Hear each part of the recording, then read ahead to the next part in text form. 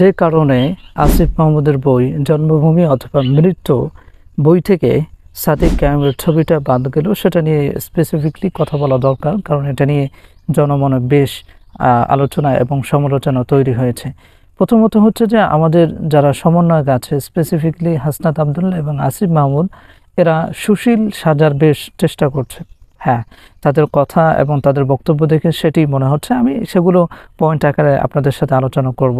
So এখন যদি আসিফ মাহমুদের বইতে যে ছবিটা দেওয়া হয়েছে, সেখানে যদি সাদিক কায়েম থাকেন, যিনি শিবির সভাপতি, তিনি যদি সেখানে যদি থাকেন সেই ছবিতে, এবং সেই বইটা যখন মানুষের কাছে যাবে, যখন তারা দেখবে যে এখানে সাদিক কায়েমের ছবি আছে, তাহলে সেক্ষেত্রে আসলে আসিফ মাহমুদ তিনি যে একজন সুশীল, সেই সুশীল হওয়ার ক্ষেত্রে বেশ বাধা এবং বিঘ্নতা তৈরি করে, সেজন্য আসলে তার ছবিটা কোনোভাবে সেখানে রাখা যাচ্ছে না, এজন্য সম্ভবত তারা রাখেন নাই। সেকেন্ডলি হচ্ছে যে যেহেতু প্রথম আলোর যে প্রথম প্রকাশনা, সেখানে যেহেতু আসিফ মাহমুদের বই প্রকাশ করেছে, আর যেহেতু তারা মূলগতভাবে মানে জন্মগতভাবে প্রথম আলো, তারা যেহেতু শিবিরের বিরোধী, মৌলবাদের বিরোধী, সো সেই জায়গা থেকে তারা তাদের প্রকাশনাতে সাদিক কাইয়ুমের মতো অন্যতম লোক, যিনি একজন শিবির সভাপতি, তার ছবি প্রকাশ করবে, সেটা অসম্ভব বিষয়। সেটা আসলে প্রথম আলোর সাথে যায় না, যেহেতু তারা ভারতের দালালি করে, সেটা আসলে তাদের সাথে কোনোভাবেই যায় না। সেজন্য সাদিক কাইয়ুমের ছবিটা আসলে প্রথম প্রকাশনা তারা সেই বইতে আসলে ছাপতে পারলো না। তৃতীয় বিষয় যেটি, সেটি নিয়েও আমি প্রথমে বললাম যে হাসনাত আবদুল্লাহ তিনিও সুশীল সাজার বেশ চেষ্টা করছেন।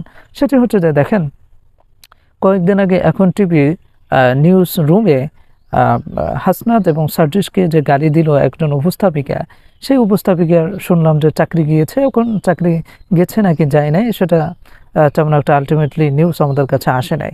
সো শুনেছি আর কি চাকরি গিয়েছে। তো এরপরে হাসনাত আবদুল্লাহ সে একটা স্ট্যাটাস দিল যে আসলে তার যদি চাকরি চলে যায়, তাহলে তার চাকরি ফিরিয়ে দিতে হবে, কারণ আমরা তো আন্দোলন করেছিলাম ভিন্ন মত প্রকাশের জন্য।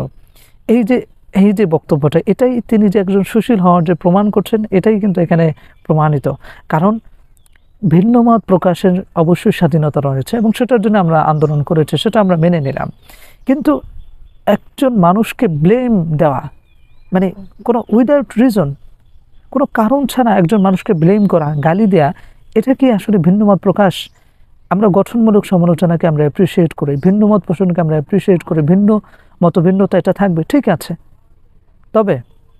তবে এই যে তাকে যে গালি দিল, গালি দেওয়ার পরে তার যে চাকরি করে চলে গেল, এবং সেটা নিয়ে যখন হাসনাত আবদুল্লাহ বলে যে তার চাকরি ফিরিয়ে দিতে হবে, ভিন্ন মত প্রকাশের জন্যই তো আমরা আন্দোলন করেছিলাম, তখন স্পষ্ট আমাদের কাছে এটা মনে হয় যে আসলে এরা সুশীল সাজার বেশ চেষ্টা করছে।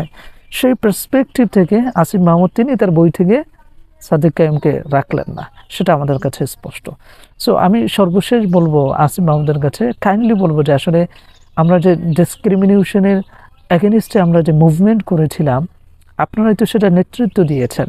এখন 24 পরবর্তী সময় যদি আপনারা সেই ডিসক্রিমিনেশন করেন, তাহলে আমরা আসলে কোথায় কথা বলবো, কী নিয়ে কথা বলবো? So be careful, Asim Mahmoud. Okay, that's it. Thanks for watching this video, and see you in the next video.